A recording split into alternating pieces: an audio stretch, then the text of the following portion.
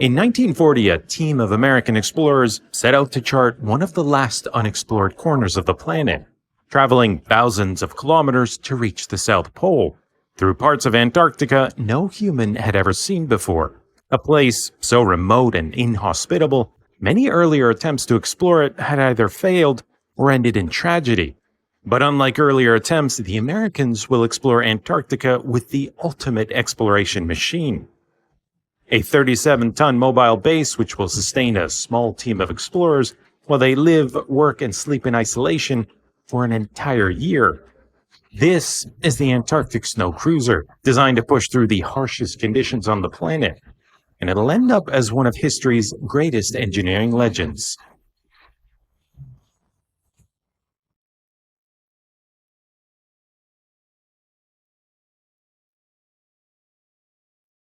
Before 1939, only 2 expedition teams had ever set foot on the South Pole, and only one of them made it back out alive, because temperatures in Antarctica can fall below minus 80 degrees Celsius.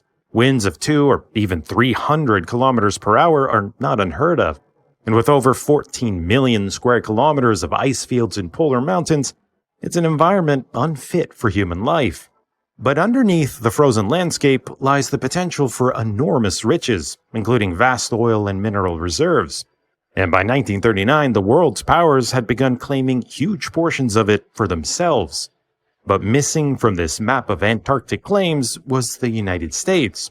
While American explorers had made inroads into the continent, these were privately funded expeditions. To make their own claim on Antarctica, the United States would need a larger and more official presence. So, in 1939, U.S. President Roosevelt launched the United States Antarctic Service Expedition. In the fall of that year, 2 ships carrying 125 men would set sail for Antarctica in the largest American expedition to date. Their mission would be to explore previously unknown regions of the continent and to establish 2 new field bases on either side of Antarctica. The expedition would bring a host of exploration equipment, but the centerpiece would be the Antarctic Snow Cruiser. Nothing like it had ever been built before. It was the size of a small building and would even carry its own aircraft, along with 5 explorers who would live and work aboard it for up to a year. The Snow Cruiser would have a special role. Its crew would travel thousands of kilometers to reach the South Pole. From there, they'd continue eastwards to the newly established American field base, in effect laying the groundwork for an American claim on the continent. News of the expedition made headlines, but it was the Antarctic Snow Cruiser and its daring mission that would capture the world's imagination.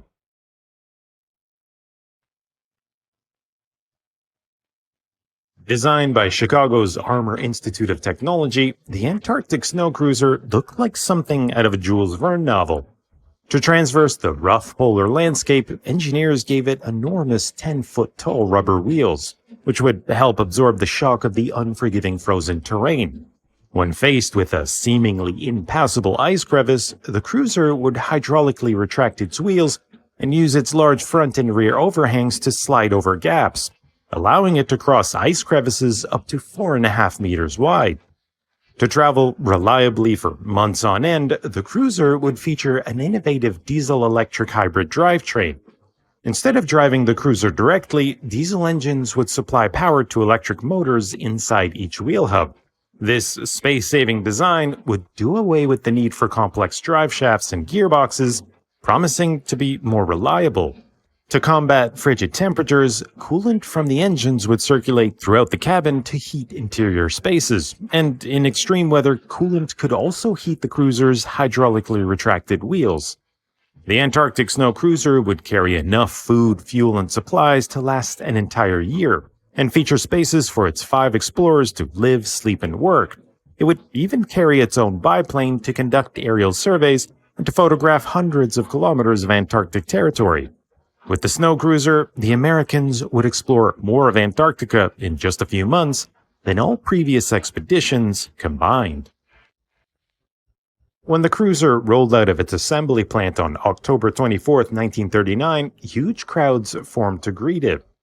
But things were about to unravel. Although research and design of the Snow Cruiser started in 1937, It wasn't until the spring of 1939 that a decision was made to use it on the upcoming expedition. That left just 6 months to finish design and construction, forcing engineers to work around the clock, and the cruiser rolled out of its assembly plant in Chicago just weeks before it was to be loaded onto expedition ships waiting in Boston, leaving little time to test the machine's capabilities. Instead, the cruiser would be driven 1,600 kilometers all the way from Chicago to Boston in a shakedown trip to work out any issues.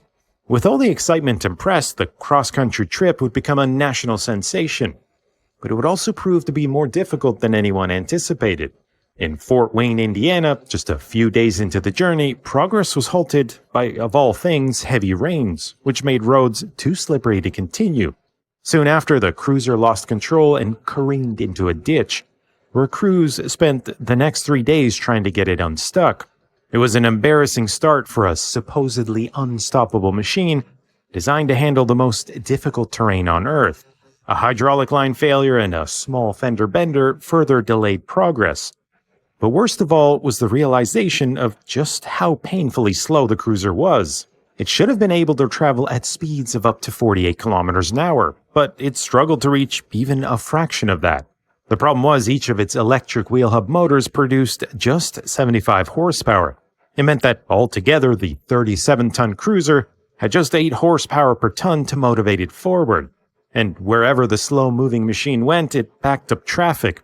Outside of Boston, it caused the world's worst traffic jam, backing up 70,000 cars. But on November 12th, the cruiser finally arrived in Boston, with just 2 days to spare. The drive was supposed to have taken 8 days. Instead, it took nearly 3 weeks. The cruiser struggled so much on smooth, paved highways, many questioned whether it was really ready for the expedition. But with so much excitement and publicity, there was no turning back. On November 15th, 1939, the most ambitious American expedition left for Antarctica. But for the snow cruiser, things were about to turn from bad to ugly.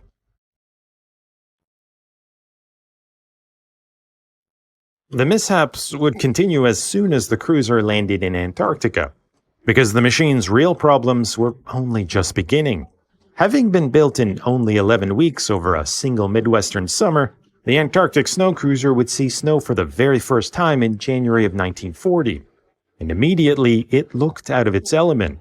While the cruiser had proven itself on highways, on tough, uneven terrain, the machine was hopelessly underpowered. But the real problem were the tires. Designed to absorb impacts and to be virtually indestructible, they were also perfectly smooth, and in the Antarctic snow they spun hopelessly, meaning a machine built to conquer mountain ranges could barely move an inch. The decision to use smooth tires is perplexing in hindsight, but with such a tight development timeline, engineers had to make do with an already existing tire design, specifically built for swamp buggies. Cutting treads into the tires might have been possible, but designers figured they'd just fill up with ice and snow anyways. Not that they had any time to test the theory in actual ice or snow. In a desperate effort to solve traction problems, crews attached chains to the tires and even doubled up the front wheels with spares. But it made little difference. After weeks of struggling, it was obvious that part of the problem was the machine's unequal weight distribution. Driving the cruiser backwards actually turned out to be the most effective way of getting it moving. So that's what they did. On its longest trek, the cruiser managed to travel backwards for 148 kilometers in a loop around the landing base. But driving in reverse severely limited the cruiser's speed, and there was no way it was going to make it all the way to the South Pole in reverse. The expedition team eventually admitted defeat and permanently parked the cruiser for use as a stationary laboratory. The expedition would continue without the cruiser, but it would also have to end early.